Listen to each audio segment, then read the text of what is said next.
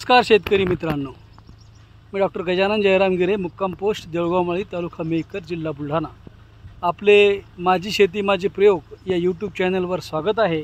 आज आपण आपल्या सोयाबीनवर पहिली फवारणी घेत आहोत.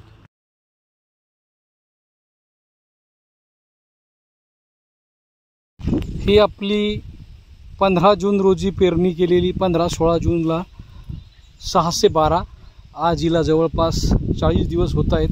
आणि काही झाडांना असे फुलं लागलेले आहेत. हे पाहू शकता, चांगल्यापैकी फुलं आहेत आणि काहींना अजून आलेले नाही, टोंबारलेली आहे.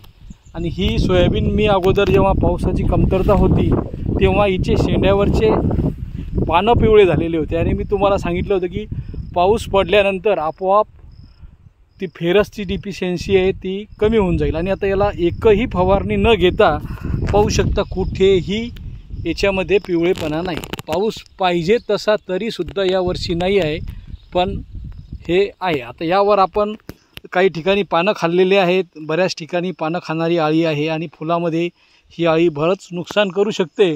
म्हणून यावर पहिली फवारणी घेत आहोत.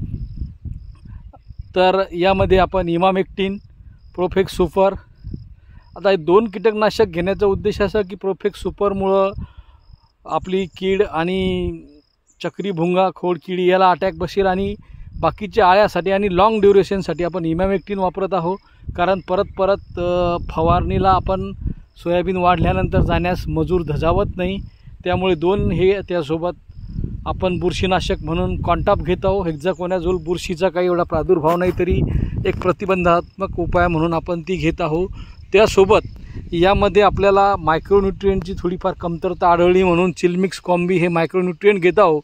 आणि फुलाची सेटिंग होण्यासाठी एक व्हॅलॅग्रो कंपनीचं MC सेट नावानं जे औषध येतो ते आपण यावर फवारणीसाठी घेत आहोत. MC सेटमध्ये प्रोटीन्स 44% आणि सीवीड एक्स्ट्रॅक्ट असं कॉम्बिनेशन आहे.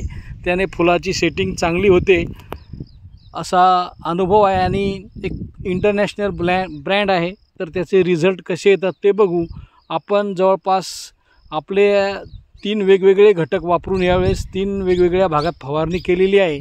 तर त्यापैकी काय परिणाम दिसतो हे पाहू. ही आपली 612ची वहाट चांगली झालेली आहे आणि फुलंसुद्धा छान लागलेली आहेत. धन्यवाद. आपण आपली काय फवारणी घेतली, ही पहिलीच फवारणी आहे या सोयाबीनची. पाहू शकता, ही सोयाबीन कुठेही पिवळी दिसत नाही.